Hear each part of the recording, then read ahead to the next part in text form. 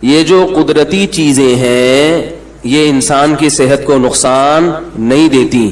چکنائی جو ہے نا، چکنائی وہ ہماری باڈی کے لیے ضروری ہے، لیکن وہ چکنائی جو قدرت نے پیدا کی اور اس میں انسان نے تصرف نہیں کیا. کتنی ضروری ہے چربی ہمارے جسم کے لیے. جو چربی آج کل گوشت کٹواتے ہیں تو اس میں چربی بالکل الگ کر دیتے ہیں، کیونکہ ایک پروپیگنڈا ہے نہیں نہیں نہیں چربی نہیں کھانا، کولیسٹرول بڑھ جائے گا، نہیں نہیں نہیں فیٹ پیدا ہو جائے گا، یہ ہو جائے گا وہ ہو جائے گا. بھائی گوشت نے، اللہ نے جانور میں گوشت کے ساتھ چربی بھی لگائی ہوئی ہے، تو اس کا کوئی مقصد ہے، وہ بلا وجہ نہیں ہے. وہ چربی وہاں سے بالکل ہٹا دیتے ہیں اور الگ سے ڈبے کا آئل لا کے اس میں گوشت ڈال کے. ارے بھائی میں پاگل ہو گیا ہوں کیا؟ یا تو مجھے لوگ کہتے ہیں ساری دنیا بیوقوف ہے. بھائی ساری دنیا کون سا ریسرچ کر کے چیزیں کھا رہی ہے؟ بس کھا ہی رہی ہے نا. کمپنیوں نے جو دے دیا کھا لیا، مدہ ذلہ لا لیا، جو ملا کھا لیا. ہم لوگ ایڈورٹائزمنٹ پہ جا رہے ہیں، چیزوں کی چمک پہ جاتے ہیں، ذائقوں پہ جاتے ہیں. چربی میں ایک عجیب سی تھوڑی سی ہیٹ محسوس ہوتی ہے. کوکنگ آئل ایسے چمکتے ہوئے شیشے کی طرح، کیا صاف پیور آئل ہے، لوگ اس کو دیکھتے ہیں.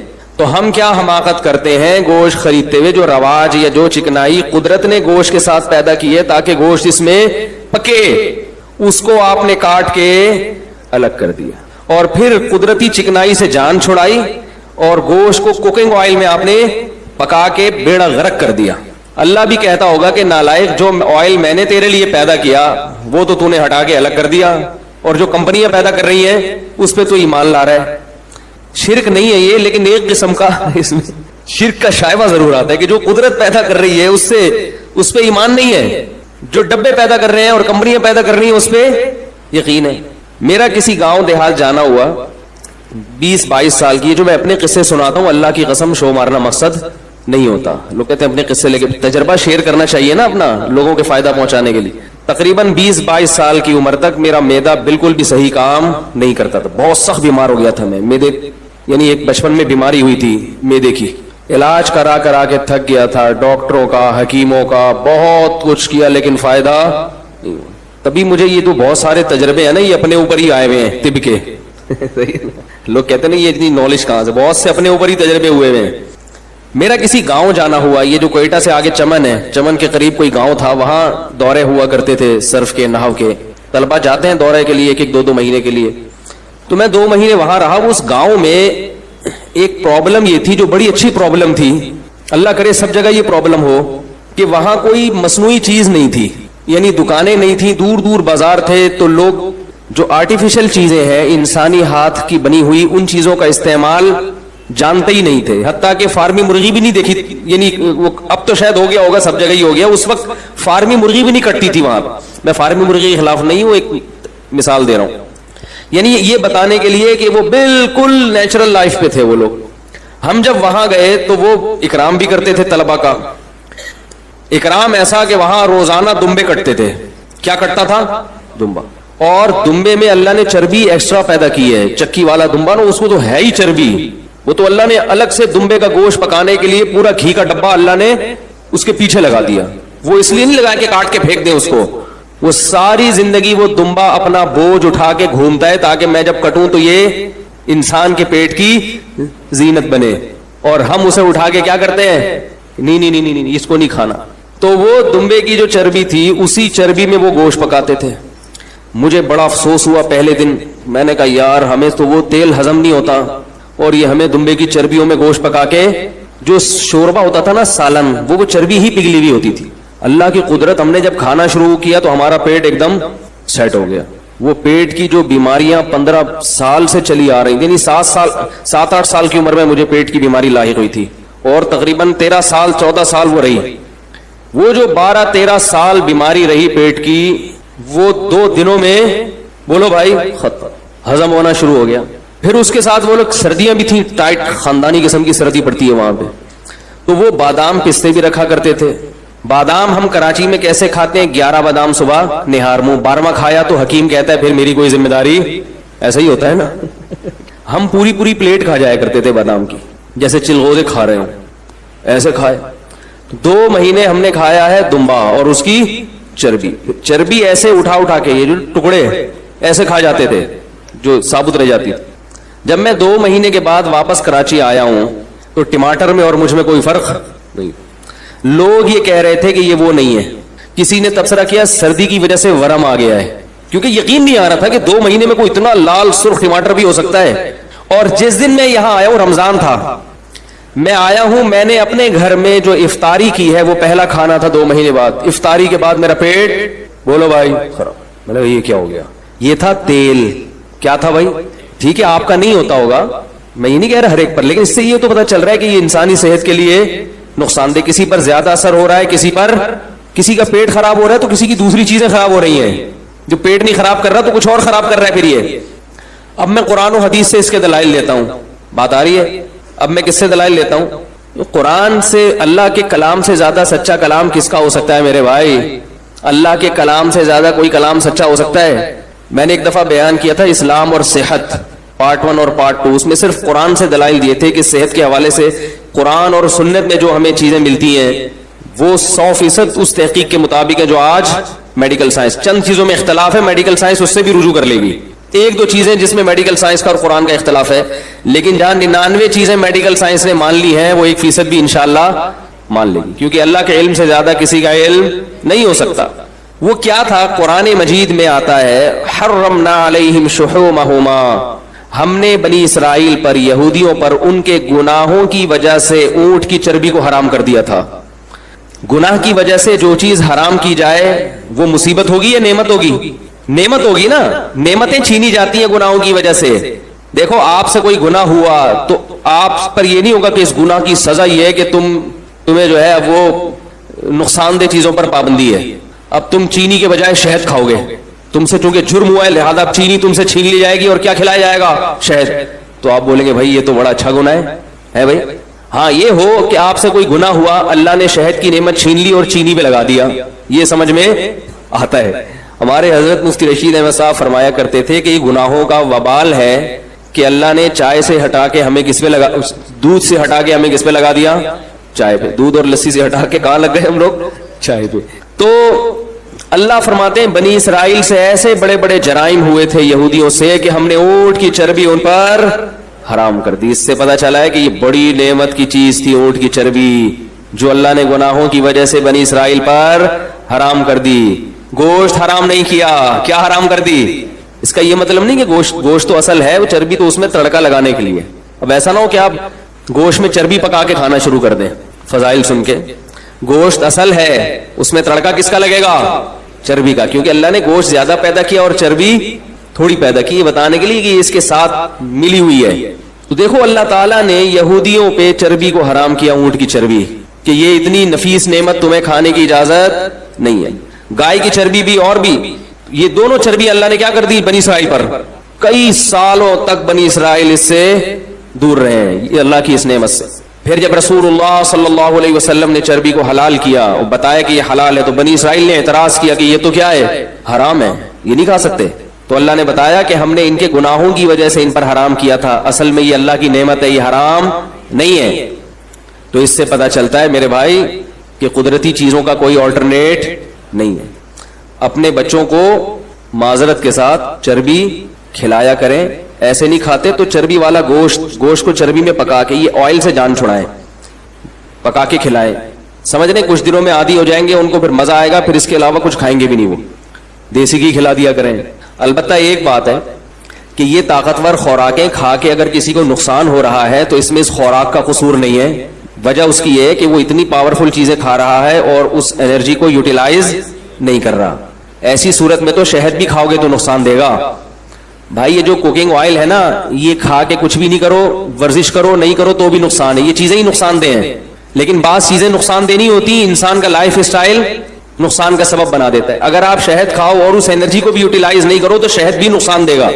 وہ تو ظاہر ہے جب کھاؤ گے طاقت آئے گی تو کچھ چلنا پھرنا پڑے گا نا, کچھ ہلنا. جو روٹی بھی کھاؤ گے تو نقصان دے گی. کیا خیال ہے؟ غلط تو نہیں کہہ رہا میں. تو اس لیے کھایا کریں اچھی چیزیں اور پھر تھوڑی سی ایکسرسائز یا کوئی محنت کے کام بھی کیا کریں, فٹ فاٹ رہیں گے. دیسی گھی بھی کھائیں گے, اگر ورزش کریں گے یا اچھی اپنی انرجی کو یوٹیلائز کریں گے تو دیسی گھی دل میں وہ نقصان نہیں پہنچاتا, یہ چیزیں نقصان پہنچا رہی ہیں دل کو. دیسی گھی پینے والے ہم نے سنا ہے 100 سال تک. ایک صاحب یہاں ان کے ابا رہتے تھے, 100 سال میں انتقال ہوا, دیسی گھی پیتے تھے, لیکن پینے کے علاوہ بھی کچھ کام کرتے تھے. ایسا نہیں ہے کہ صرف پینا ہی شروع کرتے.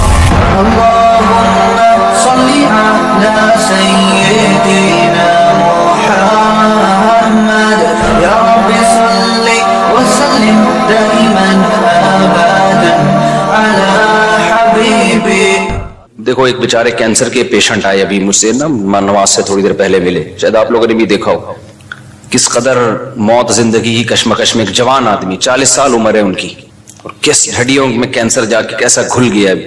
آپ نے شاید بہت سے لوگوں نے دیکھا ہو. بھی میں کیا تسلی کا جملہ کہتا اس کو, یہی ہے بھائی کہ یہ دنیا اصل ہے ہی نہیں, تمہیں اللہ نے اسی میں جنت کمانے کا موقع دے دیا, صبر کرو. ناکام ہے یہ انسان اگر آخرت نہیں ہے. اگر آخرت نہیں ہے تو جو 40 سال میں کینسر کا پیشنٹ ہے وہ کامیاب ہے یا ناکام ہے؟ ناکام ہے یار. ابھی تو اس کی 40 سال میں انسان, اگرچہ جوانی اس کی ڈھلکنا شروع ہوتی ہے, لیکن تجربہ پیسہ 40 سال میں ہی آتا ہے عام طور پہ. اکثر لوگوں کے پاس کسی اچھی پوسٹ پہ پہنچ جاتے ہیں وہ ترقی کرتے کرتے, میچور ہو جاتے ہیں, بہت سارے دنیا کو سمجھ جاتے ہیں کہ یہاں رہنا کیسے ہے. ابھی ایک آدمی کی یار یہ عمر شروع ہوئی اور انتہائی خطرناک قسم کا کینسر. انہوں نے بتایا میرا پورا گھر بک گیا, جائیدادیں بک گئیں, سب زیرو پہ آ گیا میں, اور ٹھیک پھر بھی نہیں ہوا. تو بتاؤ تو ناکام ہے کہ نہیں ہے دنیا کے لحاظ سے؟ کہ نہیں بھائی, اگر آپ اس کو مسئلہ سمجھو گے تو ناکام ہو. اگر آپ یہ سمجھتے ہو نا کہ ہمارا اصل مسئلہ صحت ہے, جو صحت مند نہیں ہے وہ ناکام ہے, اگر یہ مسئلہ کو مسئلہ سمجھو گے تو پھر کیا ہے؟ پھر یقیناً ناکام ہے. لیکن بھائی اگر مسئلہ آخرت ہے تو اللہ نے ہمیں بتایا کہ ایوب علیہ السلام تو اس سے زیادہ بیمار تھے. ایوب علیہ السلام اس سے زیادہ بیماری میں, ان کی بہت شدید تکلیف میں زندگی گزری ہے. تو اللہ کسی کو صحت دے کے آزماتا ہے, کسی کو بیمار کر کے آزماتا ہے. خدا کی قسم جب میں کسی بیمار کو دیکھتا ہوں نا تو میں ڈرتا اپنے آپ سے ہوں کہ اللہ نے ہمیں صحت دے دی, اس کی آزمائش کم ہے, اس سے ایک سوال ہوگا کہ تو نے اس بیماری میں ناشکری تو نہیں کی, حرام کی طرف تو نہیں گیا. ہم سے 20 سوال ہوں گے, کیونکہ بیمار آدمی برائیوں سے بچتا ہے, صحت مند کے لیے برائیوں سے بچنا بہت مشکل. نبی صلی اللہ علیہ وسلم نے فرمایا اذا ابتلیت عبدی بحبیبتیہ فصبر عوضتہما منہما الجنہ. بخاری مسلم کی حدیث, نبی نے فرمایا کہ اللہ کہتے ہیں کہ جس کی میں نے دونوں آنکھوں کی بینائی لے لی, اس نے صبر کیا, کوئی ناشکری نہیں کی, تو میں اس کو اس کے بدلے میں جنت دوں گا. کیونکہ نابینا آدمی کے پاس ایک ہی ہے, وہ نہ فحش فلمیں دیکھ سکتا ہے, نہ وہ زنا کی طرف جائے گا, بد نظری ہوتی ہے پھر آگے زنا ہوتا ہے نا, نہ وہ نامحرم عورتوں کو دیکھے گا. 20 قسم کے گناہوں سے اللہ نے اس کو بچا لیا ہے. تو آخرت پر اگر یقین ہو نا تو آپ کو نابینا پہ ترس نہیں آئے گا, آپ کو آنکھوں والوں پہ ترس آئے گا کہ بھائی اس کا تو حساب, کیونکہ اس سے نماز روزے کا سوال ہوگا, وہ آسان ہے. آج جن بے حیائی کے کاموں میں, فحش فلموں میں, اور پتہ نہیں بد نظری اور کس قدر برائیوں میں لوگ پڑے ہوئے ہیں, یہ ساری آنکھ کی نعمت کی ناقدری ہے یا نہیں ہے؟ تو آپ کا نا سوچنے کا اسٹائل چینج ہو جائے گا اگر آپ آخرت پہ یقین رکھتے ہو. سوچنے کے معیارات ہی بدل جائیں گے. میں نے جس کینسر کے پیشنٹ کو آج دیکھا نا تو اس لحاظ سے تو ترس آتا ہے انسان پہ کہ بھائی وہ بیچارہ تکلیف میں ہے اور زندگی سے لڑ رہا ہے. حقیقت بتاؤں, میں اپنے بارے میں سوچ رہا تھا کہ شاید یہ ہم سے زیادہ خوش قسمت ہے. ہمیں اللہ نے صحت دی ہے, آنکھیں دی ہیں, کان دی ہیں, بولنے کے لیے زبان دی ہے, سارے جسم کے جو بھی ہمارے آرگن ہوتے ہیں صحیح چل رہے ہیں. یہ اتنی بڑی نعمت ہے, اربوں خربوں روپے دے کے بھی یہ نعمت خریدی جائے نا تو کم ہے. یہ آپ سے کوئی بتاؤ ایک آنکھ کا 1 کروڑ روپے لگائے کہ 1 کروڑ روپے دے گا تو تیری آنکھ کی بینائی رہے گی, ورنہ نہیں. سارا دن آپ بھیک مانگتے رہو گے 1 کروڑ اکٹھے کرنے میں. پلاٹ بیچو گے, مکان بیچو گے, جائیدادیں بیچو گے, یار بینائی سے زیادہ اہم نہیں ہے. آپ کی زبان میں ذائقے کی صلاحیت ختم ہو جائے, کھانے پینے کی لذتیں آپ کے لیے بولو ختم. کوئی کہے کہ 1 ارب روپے دو گے, 1 کروڑ روپے دو گے, تو یہ زبان میں جو آپ کو ذائقہ محسوس ہوتا ہے نا کھانے پینے کی, نلی نہاری اور جاوید نہاری اور برگر کھا رہے اور وہ 20 قسم کے ٹیسٹ زبان بتاتی ہے, 1 کروڑ روپے دے گا تو یہ ٹیسٹ واپس آئے گا. آپ بھکاری بن جاؤ گے لوگوں کے سامنے. یار خدا کے لیے یہ کام کر لو. اللہ نے ہمیں کروڑوں روپے کی نعمتیں فری پھوکٹ میں بولو نا دی ہوئی ہیں. سونگنے کی, سننے کی, یہ جو ہم پلک جھپک کے اوپر اٹھاتے ہیں, آپ کو پتا ہے یہ بھی ایک بیماری ہے. آپ کے یہ مسل ڈیمیج ہو جاتے ہیں, آپ پلک جھپکتے ہیں اوپر اٹھا نہیں سکتے. اوپر اٹھانے کے لیے ऐसे उंगली से उठानी पड़ती है और फिर बांध लेते हैं तो फिर खुली रहती है, आंखों में बेचैनी शुरू हो जाती है। एक बहरी जहाज का कोई ताजिर था, बहुत बड़ा, बहुत बड़ी उसकी तिजारत थी। उससे किसी ने पूछा, उसको ही बीमारी थी बेचारे को, करो, और जाहिर है जिनके बहरी जहाज चलते हैं, तिजारत होती है, तो अरबपति लोग होते हैं। उससे किसी ने पूछा, यार तुझे अल्लाह ने इतना दिया है? उसने कहा, भाई मेरी सारी तिजारत कोई ले ले और मुझे सिर्फ ये बीमारी मेरी ठीक हो जाए। पुरानी बात है, 25-30 साल पहले वाकया मैंने सुना था कि मैं पलकें झुकाया करूं और खुद ही उठा लिया करूं। कितनी टेंशन है, आप सोचो ना। तो सेहतमंद लोगों की आजमाइश कम है या ज्यादा है? वो गुनाह में ज्यादा पड़ते हैं, उनसे हिसाब व किताब ज्यादा होगा।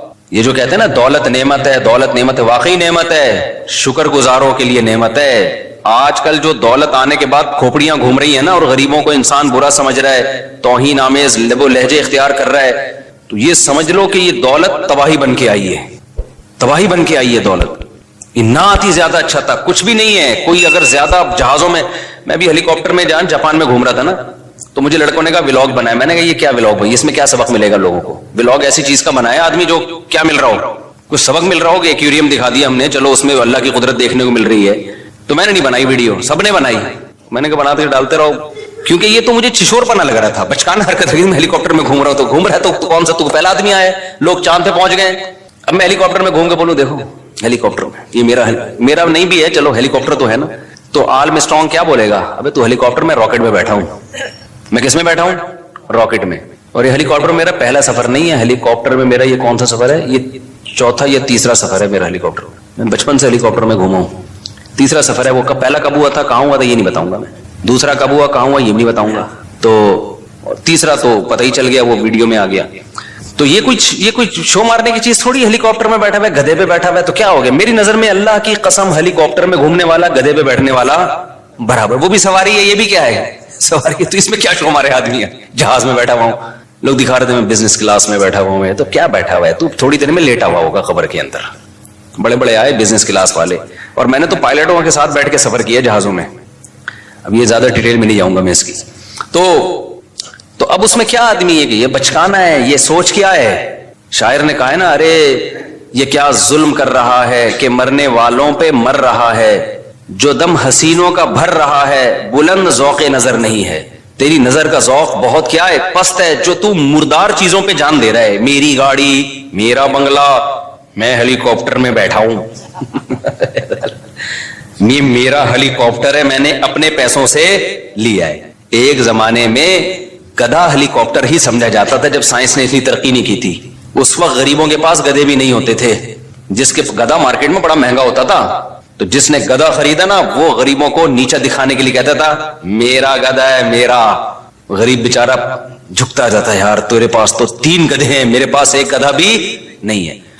तो जो ये कह रहे हैं मेरा गधा, मेरी गाड़ी, या मैं हेलीकॉप्टर खरीदूंगा, मैं हेलीकॉप्टर में बैठूंगा, मैं जहाज खरीदूंगा, तो जो ये कह रहे हैं ना, इसका मतलब ये भी गधा ही है।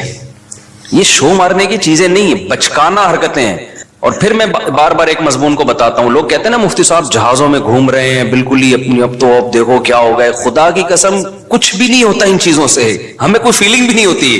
क्योंकि जो पस जहन के लोग होते हैं ना, उनको लगता है कि अगले की पता नहीं मेंटल वो चेंज हो रही है। हमें तो ये खिलौने लगते हैं। गधे पे घूमो, किस पे घूमो, जहाजों पे घूमो, एक ही बात है। आप कह सकते हो फिर गधे पे क्यों नहीं घूमते? भाई सहूलत उसमें ज्यादा है, इसलिए। गधे पे मैं अगर ऑस्ट्रेलिया जाता, जहाज में 14 घंटे में पहुंचा हूं, तो गधे में तो मैं अभी ठट्ठा भी पार नहीं कर पाया होता भाई। ठीक है, कहां पहुंच, मजबूरी है, इसलिए जहाज में जा रहे हैं। तो ये चीजें खुदा की कसम, ये बचकाना सोच की चीजें हैं। आज हमारी सोसाइटी में ये चीजें बहुत आ रही हैं। बहुत बचकाना सोच है, बहुत ज्यादा बचकाना सोच है। ये कुछ भी नहीं है इन चीजों में। मरेगा, दफन होगा, कब्र खाएगी। तो इसलिए ब्लॉगिंग में वो चीजें जिसमें कहीं ना कहीं थोड़ा सा सबक मिल रहा हो, उन चीजों को हाईलाइट करना चाहिए। ये कि ये मैं इस लग्जरी होटल में ठहरा हुआ हूँ, 5 स्टार में ठहरा हुआ हूँ। भाई जिसमें पैसा होता है 5 स्टार में ठहरा जाता है, नहीं होता तो 4 स्टार में ठहरा जाता है, नहीं होता तो कैंट स्टेशन पे मंजी लेके, वहां 10 रुपए की मिलती है, पता नहीं कितने की मिलती है मंजी लेके वहां क्या कर लेता है, वहां सो जाता है। और आपको पता है पुराने जमाने के बादशाहों का जो लग्जरी लाइफ थी ना, जो स्टाइल था उनका, वो आज एक थोड़े से पैसे वालों को भी मिल जाता है वो। तो उस जमाने में बादशाह उस स्टाइल पे शो मारा करते थे। अब वो बादशाह जिंदा होके आ जाए ना, तो गरीब कहेगा کہ یہ تیرا اسٹائل ہے, تیرے پاس پنکھا تو پھر بھی نہیں تھا نا, بیٹھ کے ملازمین جھولتے رہتے تھے, ہمارے پاس تو بٹن دباؤ پنکھا. وہ بادشاہ احساس کمتری سے مر جائے یار, ایسی عیاشی میں یہ غریب آدمی, اگرچہ وہ کنڈے کا پنکھا ہوگا. تو کہاں سے کہاں بات نکل جاتی ہے, میں کیا بات لے کے چلا. ہاں تو وہ بتا رہا تھا نا, کینسر کا پیشنٹ تھا, ابھی بیچارہ مل کے گیا ہے. تو ترس جو آنا چاہیے نا, ترس ان لوگوں پہ آنا چاہیے بھائی جو جن کو اللہ نے نعمتیں دی ہیں اور وہ نعمتوں کا حق ادا نہیں کر پا رہے. میں ایسے لوگوں کو دیکھ کے اپنے بارے میں ڈرتا ہوں. میں اللہ سے یہ بولتا ہوں کہ اللہ تو نے ہمیں یہ ساری نعمتیں دی ہیں, ہم تو کیا کر رہے ہیں بھائی, جو اللہ کے تقاضے ہیں, جو احکام ہیں ہمارے اوپر, کیا ہم